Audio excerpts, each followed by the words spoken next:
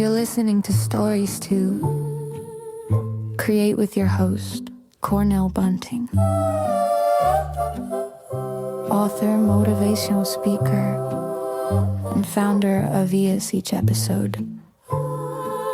Cornell sits down with inspiring voices to uncover the stories that shape who we are and who we're becoming. Get ready to listen, learn, and be inspired. The show starts now. Yes. Welcome to another episode of Stories to Create podcast right here in EOS Club. I'm excited because you are about to hear some answers from an author. And this, so if this has been sent to me like a while ago, I just didn't know when I would do it. It's like questions to an author. And I guess, because I'm an author, I guess that makes me qualified, yeah? So what we gonna do, I'm gonna try to answer these questions as best as possible and as honest as possible.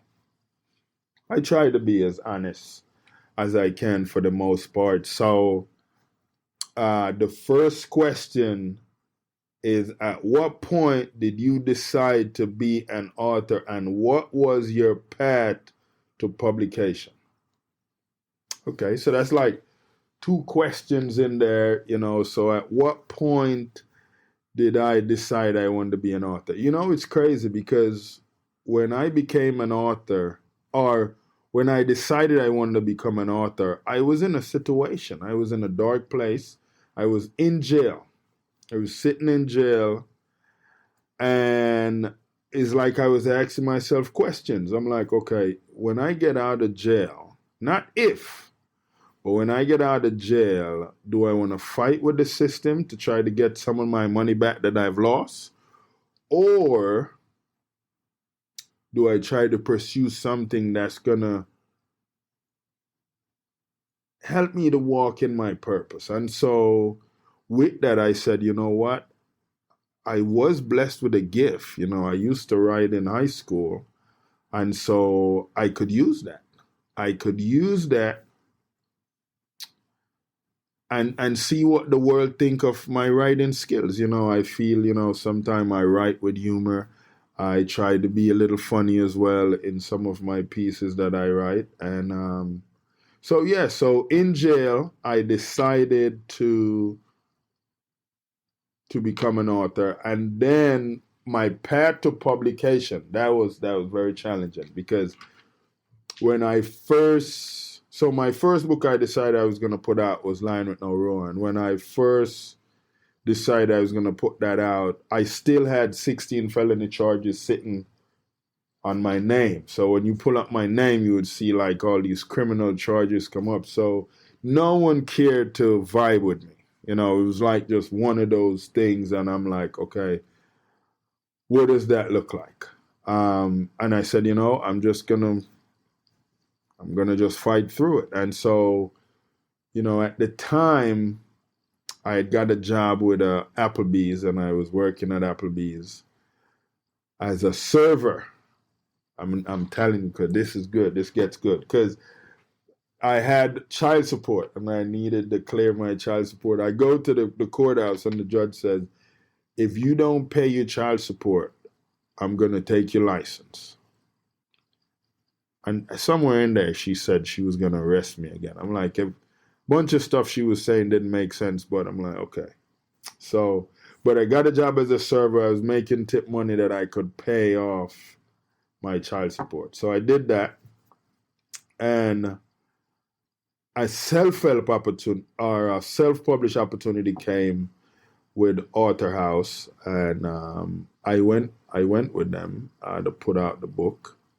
I don't never want to bash a publishing company on how terrible they was or whatever that was, because of the experience I had with them. Because if it wasn't that start, then, a lot of I wouldn't be where I'm at right now, you know. So despite the challenges that I went through, my path to publication was talking with a team of people at Author House. They liked the book. They say, let's help you get it out. So, you know, they got it out, and we got the book. We got the book published. Yes, and then a whole lot of other stuff happened after that. But those are the answers to that question. So next question is, what do you do when a new idea jumps out at you while you're still working on a book? So I've had that happen to me a few times. And what I do, I grab my phone and I would just do like a recording in my phone of that idea. Or I would write it in my notepad that's on my phone, and that would be how I deal with what that new idea is. And then whenever I would take some time and I would go to like Night Beach or whatever, then I would put that on paper. Do you chase the sequels?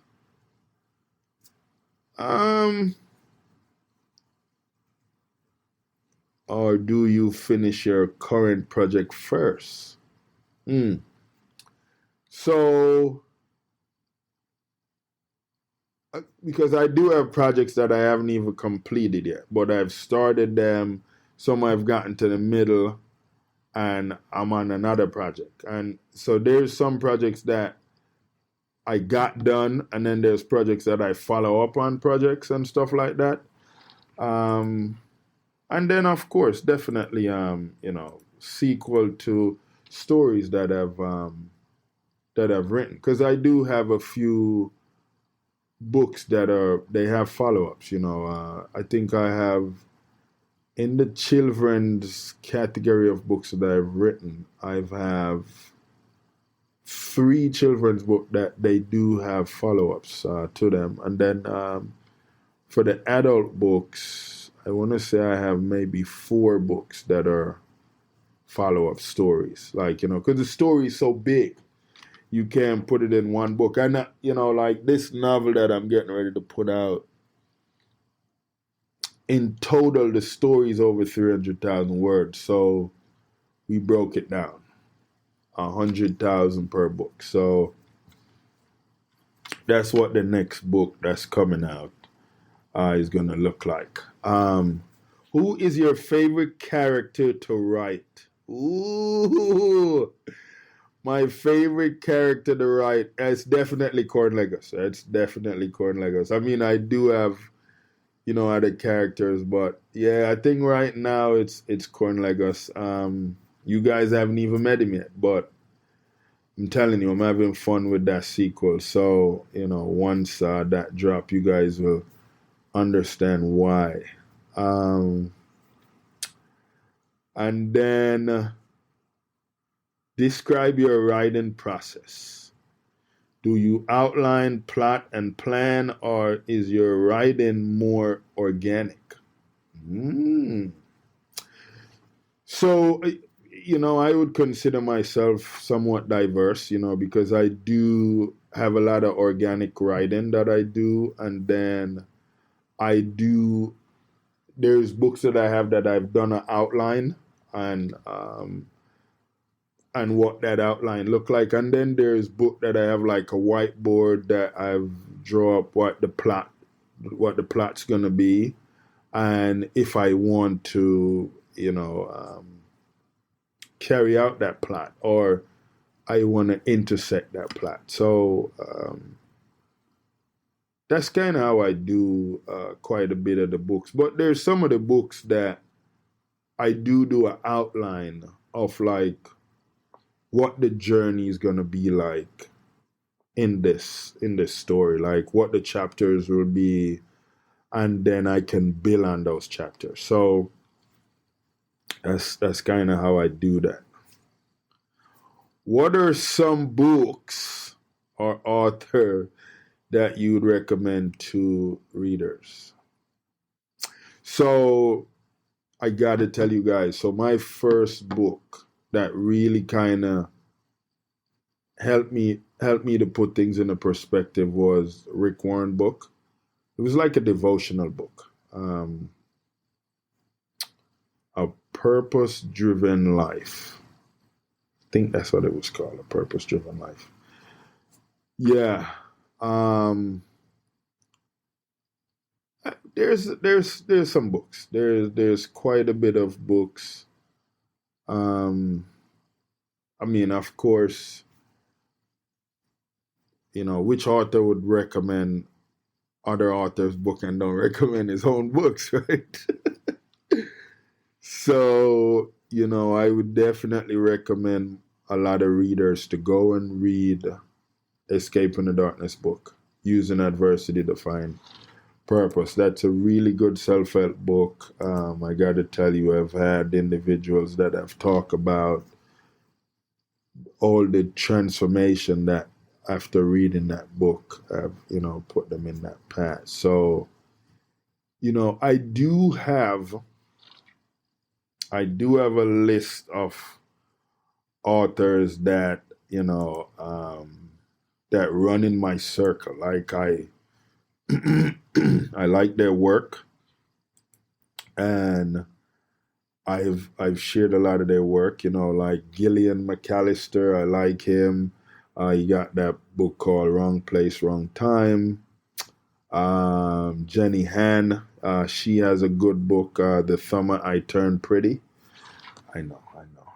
It's a girl's book, but hey, you gotta run with a lot of the individuals that are doing better than you, that you want to eventually do better than. So, yeah, I mean, I there's a few. I got G.T. Cover. He has that Model of Volume 1, which is pretty dope. 100 Tattoos, that's pretty dope as well. It's pretty dope coloring book for adults. Because sometimes you got to get creative. And who can leave out J.K., right? J.K. Rowling. I love her because of where she was and the struggle she was, going through to get to where she is now. She's, I would say, between her and I can't even think of that guy that does all Stephen King. I mean, they're on top of the book world. They're doing it. Their book has become, movies, top movies. And so I think that for a lot of authors, that's the ultimate goal. Well, some authors, because you want to get as much readers to read your book, but also you want it to get on the big screen. That's a beautiful thing right there. So, okay, let's get back on track here. So, tell us what you enjoy most about writing.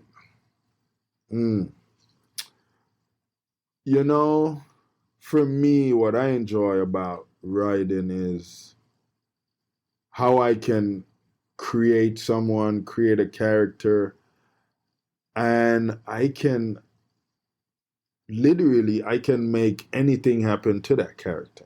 I can put that character in any type of situation I want to, whether it's just an amazing life or it could be a disruptive life where that character have a lot of challenges. I tend to want to be real with my readers. So, I love to, even when I'm writing a fiction story, like to put that character in realistic scenarios, and so I think for me that's like one of the beauty on writing a story. Like when I create a character, what I want to do with him or her, whether I want to give them family, whatever that looks like. So, that's, yeah. And I think because nonfiction is more painful, because you are, you're being vulnerable. You're sharing information that a lot of people wouldn't want to share, but because you want to help people heal, then that's okay. And so, but I think I have more fun with the fiction stories, like what that look like, what that entail, and how creative I can get to make it interesting to say, okay, do I keep this character or do I get rid of this character before I end this story, So, yeah. What have you found to be most challenging about writing? Ah. I think for me, the challenges come in the plots. Like like how I plot a story and what's more satisfying to me, because I think back on when I watch certain movies and I get irritated with whoever wrote that story because whatever they're doing to the character that I really like in the story, and like what direction would I take this character to be as pleasing to the eye, and so for me it's the plot. Plot is a challenge because you wanna get right. You wanna make sure you're dropping the right scenes and all that good stuff in there. So, have you been able to incorporate your previous experience in your jobs, education, in your writing? Oh yeah, most definitely. Most definitely. You guys got to go out there and tap into some of the books that I've already written. I've written 8 books, so on the adult side we have Escaping a Life Sentence, Escaping the Darkness, Bunt Walk, The Bellman, a drug dealer assistant. And then on the kids side we have Lion with No Roar, Leslie Plover, Nostril Adventure, and Petey Light the Drip Drop. So the answer to that is one of those books. I won't put it all the way out there. Do you identify with your main character, or did you create a character that is your opposite? So yeah, I mean, there's stories that I've written where the character kind of portray who I am, and the challenges I'm going through and what that looks like. So most definitely. Yeah. And then I have created characters that's totally the opposite, where I just felt is really necessary. So yeah. Describe one of your book in 10 words or less for people who are just learning about your book. Huh. So, let's say we pick Escaping Darkness, Using Adversity to Find Purpose, because it's a self-help book. In 10 words or less. 10 words. Okay, so go with me. Let me see if we can do this in 10 words or less. This book helps you. Let me see here. This book help you to use your adversity to find purpose. Ooh, that was 10. That was 10. That was 10. Okay, so definitely, yeah. Yeah, that book definitely helped you to use your adversity to find purpose. So, crush that one. I think I crushed that one, yeah. Is there anything you would like people to take away from your book? Of course. Of course. there's a lot of takeaways, you know, because we live in a world right now where we get distracted. We get distracted so easy with everything that is pleasing to the eyes, you know, that puts us in a headspace that take our focus away. And so a lot of us never, because we're so tuned in to what's going on in the world, we never really walked into our purpose. We never really take up the assignment that was given to us to carry out. And so it's always good when you have information in your hand that you can use that help you to identify what your purpose is and walk in your purpose. You know, because a lot of us have this veil over our eyes right now, and we see a lot of things that are taken away from us that not supposed to be, you know, like we've given into brand and, you know, wearing the name brand and doing the most with the jewelry, the cars, all this stuff, you know, and then you hear all these different stories of all these youths that are struggling, you know, and I think it's one of the very reason crime is the way it is, why it's high as it is, because a lot of these youths, no one tend to want to help them, you know, and look at a youth and say, hey, this kid has potential, go to school. If you don't have money, I will help you to go to school, you know, I'll fund what that look like. You know, I think a lot of them don't get that help, and so because their mind never got developed going to school, you know, they turn to crime, you know, and so definitely, you know, I put out materials that will help an individual to think about their moves before they make those moves, you know, and, you know, are you going to be compromised, you know? So definitely. It's taken away, for me, the biggest thing is understanding that you do have a purpose.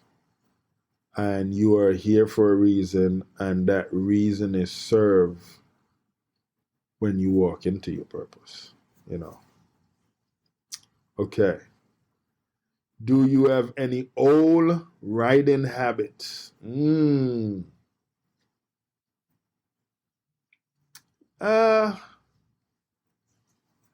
So I got to tell you guys, when I remember the first time I wrote on paper, it was on like a typewriter. Like it was, you know, like where you type in, and then when you're done type, you get to the end, you got to go back again with the with the whatever that thing is calling you, and you get to there again, and you go back.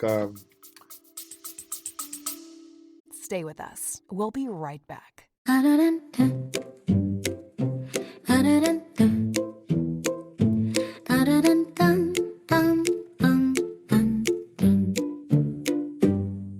Every young person carries a story of hope, of struggle, of dreams waiting to rise. But in too many underserved communities, those stories go unheard. At ease, Inc. Everyone has a story. We believe every voice deserves a chance. Through mentorship, empowering programs, and storytelling workshops, we help youth discover their purpose, strengthen their mindset, and build a future they can be proud of. From classrooms in Jamaica to communities across Southwest Florida, ES is changing lives, one story at a time. but we can't do it alone. Join us, become a mentor, volunteer, donate, help us fuel the next generation of leaders, creators, and change makers. Visit ahazink.org today, because when you help a young person share their story, you help them change their world.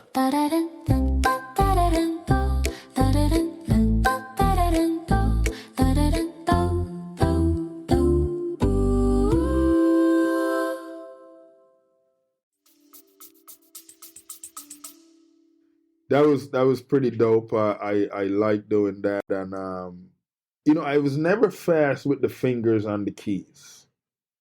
I was never fast with the fingers on the keys, and so like say I'm in a plot and I'm like going through the plot and I'm doing the one hand.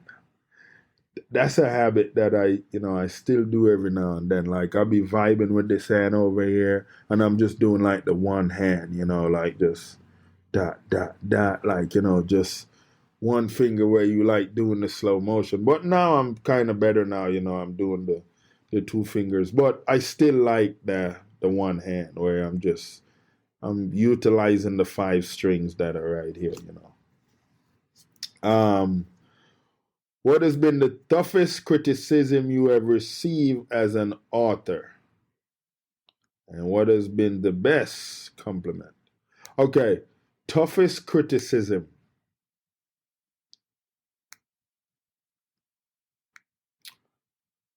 I don't know if I've ever really gotten like a crazy hard criticism. I've gotten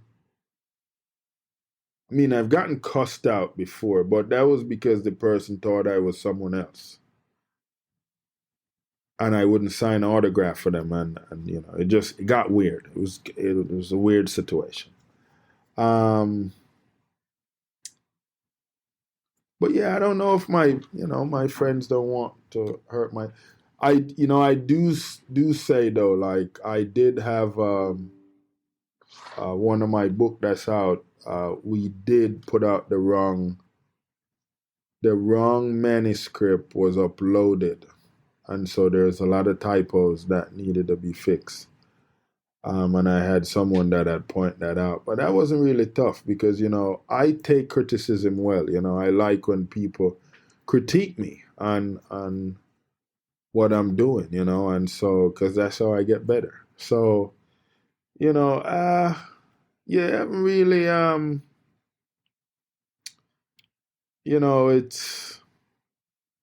it hasn't hit me yet.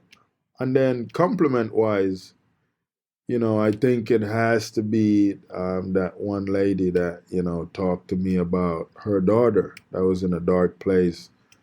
And, she came to me and I remember giving her a copy of that book. And she brought it home and gave it to her daughter. And her daughter read through that old book and used that book as a start to moving in the positive and right direction, and she did. Now she's working and she's doing great. So that was something beautiful. It's always good when you can hear from people that's saying like, hey, I got a chance to read your work and it was so powerful that I'm doing better now. So yeah, so that was beautiful. Share some advice for aspiring author. What advice would you give to your younger self? I hear that a lot, like what advice would you give to your younger self? And what I do know is that you have to go through those challenges. You have to go through whatever you created on yourself. It is presented to you to help you to grow into your better self. So, despite your mom saying, hey, don't put your hand in the fire. I mean, sometimes we're curious enough to want to still put our hands in the fire to get burned, to feel what that burn is, and so it's the same with life, what that look like, how curious we are with life and wanting to kind of know certain things for ourselves. So, the advice I would give to aspiring authors is, be your true self, be you, don't try to be someone that you're not, don't let the pressure of society put you in a space where you're trying to just please them and you're not satisfying you, you know. So that's what I would say on that.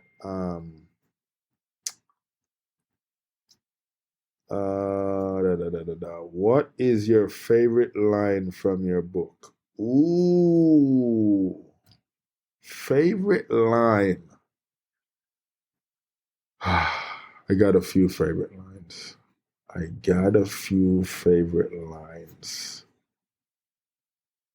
But normally, like when it comes to like a few favorite lines, you want to be like, okay, let's try to pick the best book, and whatever the best book is, then you give like one of your most favorite line from that book. And if I was to like say, okay,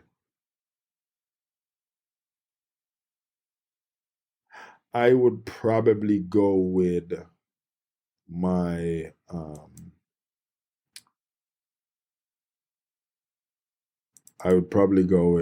Escaping the Darkness. And I would probably say it wouldn't be in the first part. It would probably be in one of my lessons. If I was to pick one, I would no, you know what? It's before. Like so actually have a few lines in there. So like one I said, the past give you experience, wisdom, and perspective. So that's one. And then I said, the present should bring you peace, purpose, and contentment. And then I also like where I said, the future is meant to provide hope, ambition, and excitement. Let me say that again.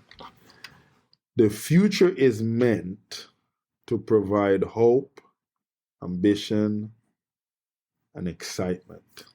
So, yeah, I would say those are like some of my moving parts. Yeah. To date, what is your favorite or most difficult chapter you have ever written? Ooh, listen, it is in Cornell Legacy Journeyman. It is definitely in Cornell Legacy Journeyman. The plot was very difficult. The loves, well, so I have one where Cornelius, I needed to give Cornelius a wife. Like I needed to give him a wife, and I wanted to play around with, should I have him, mingle with a few concubines and then see about choosing his wife from that bunch of ladies. And then I was like, what if we just make it like a single love scene where, like he has to carry out all these different requirements of her to be able to secure hanging with her, so that was challenging. And then also my action scene on the boat, the war boats, they were fighting and stuff like that. That as well, I want to make sure that he had challenges in the fight, but also where I'm positioning him to not get killed, and he would still look like he really, got through it because he's that skilled, So, yeah, I mean, one would ask if my nonfiction books that I write are challenging, but not necessarily, because really I'm venting. I'm rolling it out, and that's what it is. Okay, so Last question. I don't even know what kind of question this is. What is your take on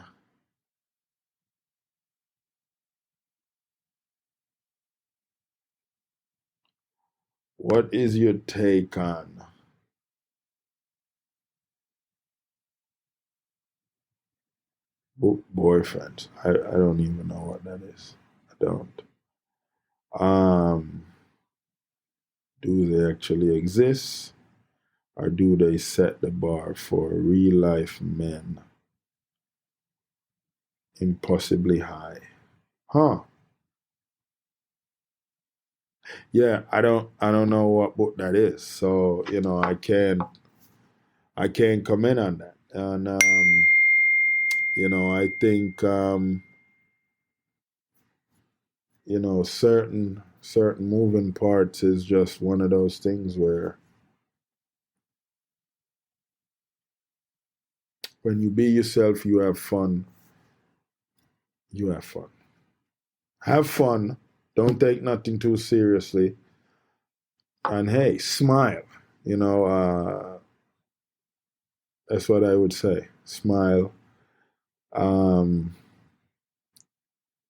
You can't say you want real and you wearing a lot of fake.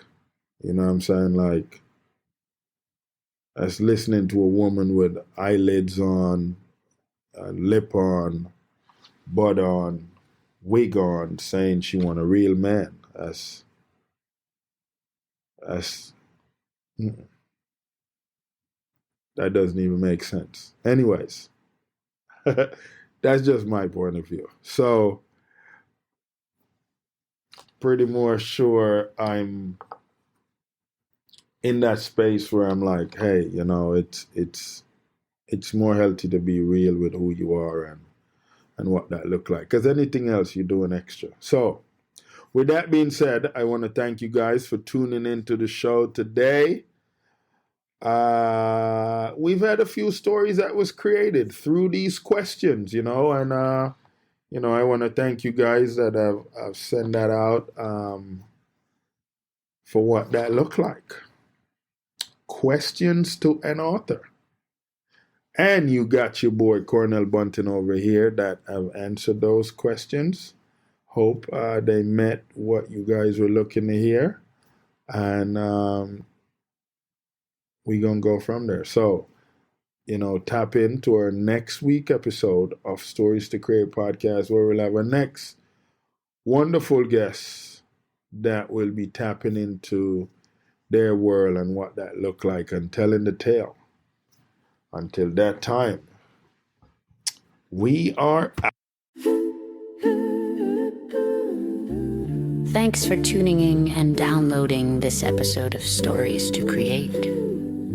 We appreciate you being part of this growing community of storytellers and listeners. If today's conversation inspired you, please share the show with friends, family, or anyone who could use a little motivation in their journey. A special thank you to our sponsors, EHAS Organization, Cornell Bunting LLC, and Nostril Cheese Chase for supporting the mission and making this podcast possible. To learn more about our work, upcoming projects, and how you can get involved, be sure to visit www.hissinggorge and www.cornellbunting.com. Until next time, keep creating, keep growing, and remember, your story has power.